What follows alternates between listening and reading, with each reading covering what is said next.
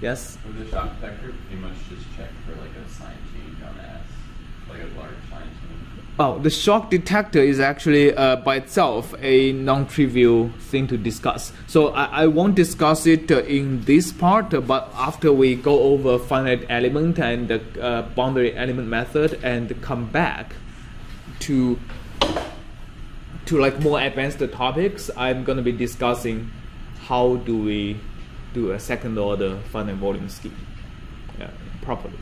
It's called the proper way of doing it, at least the most popular way of doing it, is called the flux limiter, right? It kind of we try to do actually not just the interpolation, we try to perform extrapolation for stability reasons, and the flux limiter actually limits how much you extrapolate if a shock is here.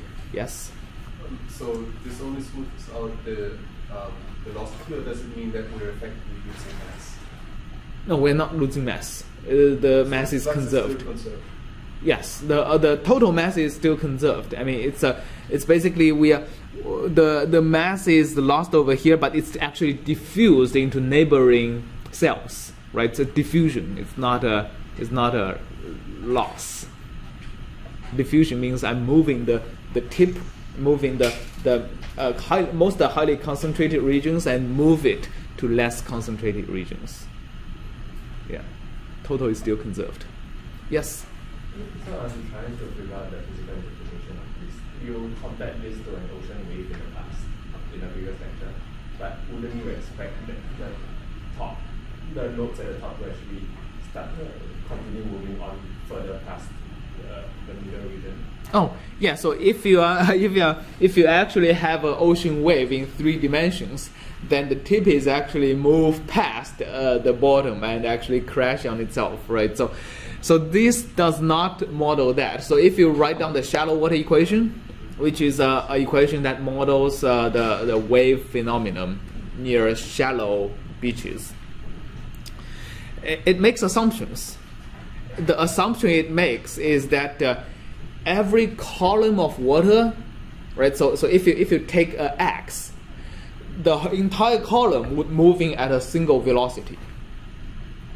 Oh, of course that doesn't work if you have a wave breaking down. So actually, when the discontinuity actually forms, because of momentum, the tip of the wave actually moves faster than the bottom of the wave, right?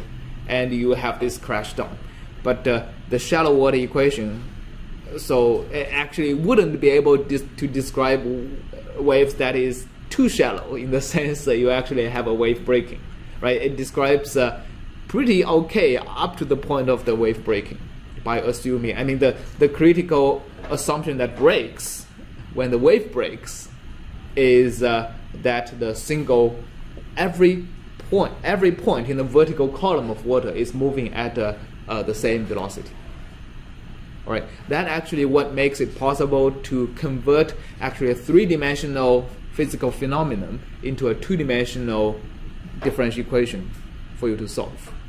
Or if you consider just if you assume that the waves are exactly parallel, it actually goes to a 1-dimensional PDE for you to solve.